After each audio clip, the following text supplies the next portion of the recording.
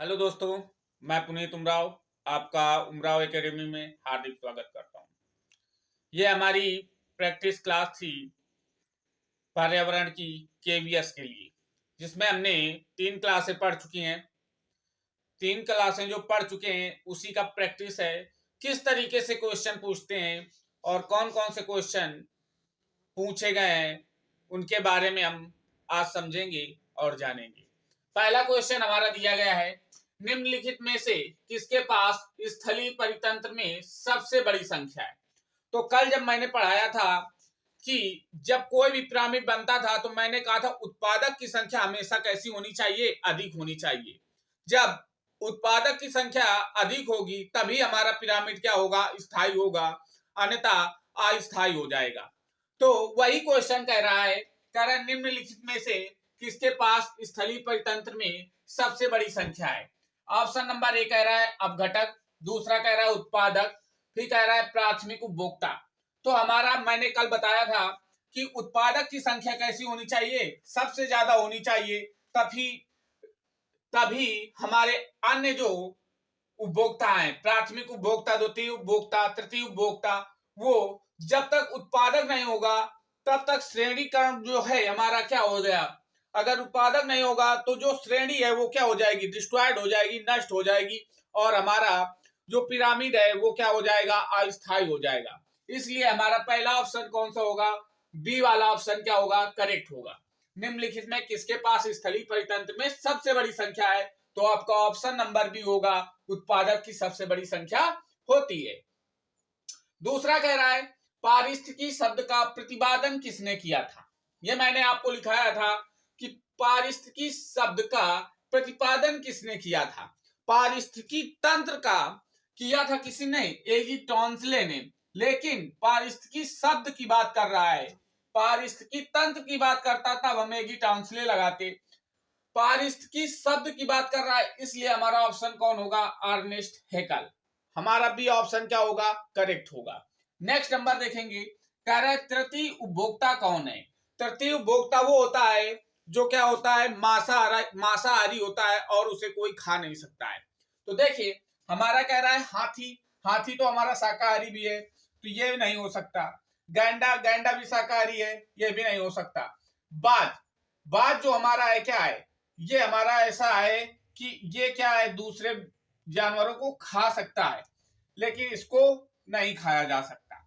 Next कह रहा है कि जो हमारा चौथा नंबर क्वेश्चन है, कह रहा है प्रकृति का सफाई कर्मी किसे कहा जाता है। मोस्ट इंपॉर्टेंट क्वेश्चन है, कई बार एग्जाम में पूछा गया है, मोस्ट इंपॉर्टेंट क्वेश्चन। कह रहा है प्रकृति का सफाई कर्मी किसे कहा जाता है, तो कह रहा है ऑप्शन नंबर केचुआ, फर्स्ट में केचुआ दिया गया है, गिद्ध दिया गया है, बाज दिया गया है, नन ऑफ दीज दिया गया है। तो प्रकृति का जो सफाई कर्मी है किसे कहा जाता है, गिद्ध को कहा जाता है, क्योंकि ये जो है ना मरे हुए जानवरों को क्या करता है, खा डालता है और उनको क्या कर देता है, अपघटित कर देता है। अपघटित करने के बाद खा डालता है। ये अपघटित तो करता ही है लेकिन क्या कर देता है, खा डालता है। इसलिए हम प्रकृति का सफाई कर्मी किसको कहते हैं, गिद्ध को कहते हैं। ऑप्शन नंबर बी हमारा क्या होगा, करेक्ट होगा। नेक्स्ट क्वेश्चन देखेंगे, उनको भी इसी तरीके से सॉल्व करेंगे। नेक्स्ट क्वेश्चन कह रहा है हरे पौधे सूर्य के प्रकाश को किस में बदलते हैं। तो हरे पौधे जो होते हैं मैंने बताया था कि इनमें क्या होता है, पर्णहरित वर्णक पाया जाता है, जिसकी सहायता से ये अपना भोजन क्या करते हैं, स्वयं बना लेते हैं। अगर पर्णहरित ना होता तो भोजन बनाना संभव नहीं होता। पर्णहरित वर्णक पाए जाते हैं, इसीलिए सूर्य के प्रकाश की उपस्थिति में पौधे क्या कर लेते हैं, अपना भोजन बना लेते हैं। तो पहला क्वेश्चन क्या कह रहा है कि हरे पौधे सूर्य के प्रकाश को किस में बदलते हैं, यांत्रिक ऊर्जा में, यांत्रिक ऊर्जा में नहीं बदलते। दूसरा ऑप्शन कह रहा है कि रासायनिक ऊर्जा में, तो हमारा रासायनिक ऊर्जा क्या हो जाएगा, सही हो जाएगा, भौतिक ऊर्जा में नहीं परिवर्तित करते हैं, रासायनिक ऊर्जा में परिवर्तित करते हैं। प्रकाश को किसमें बदलते हैं, रासायनिक ऊर्जा में। दूसरा क्वेश्चन क्या कह रहा है, खाद्य श्रृंखला की सबसे कमजोर कड़ी कौन सी होती है।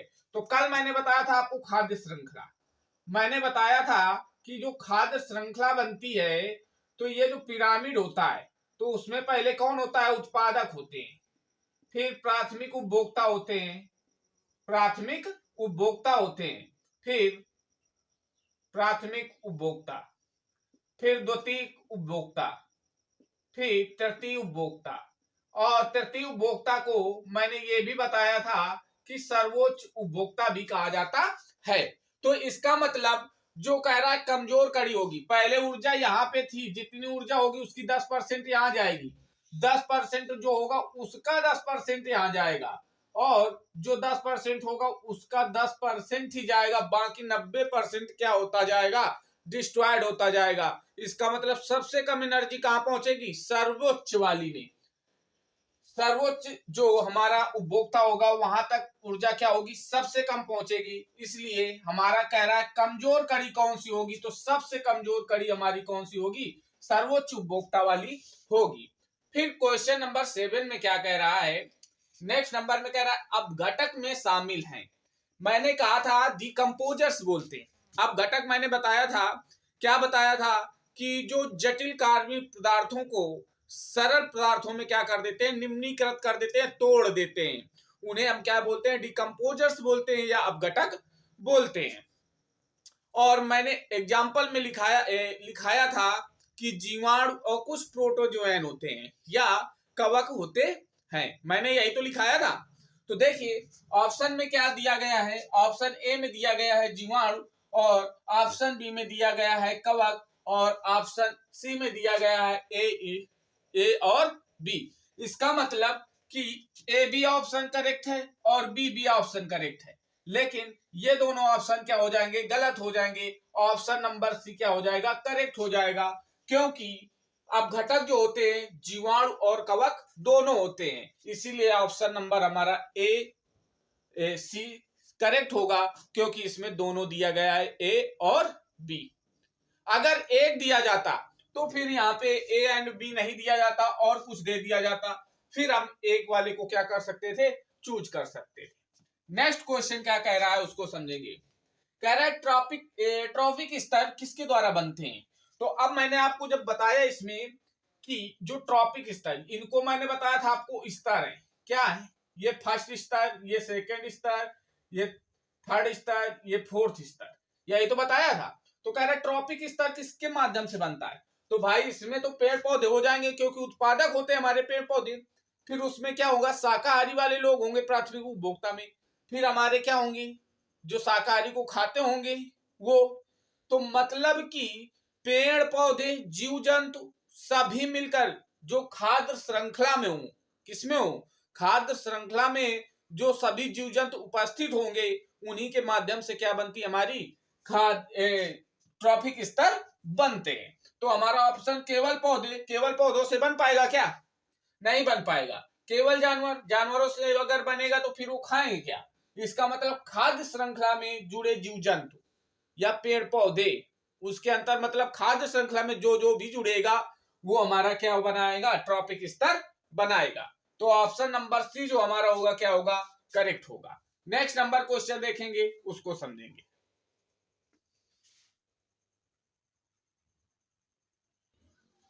नेक्स्ट नंबर कह रहा है लोटिक पानी का उदाहरण है।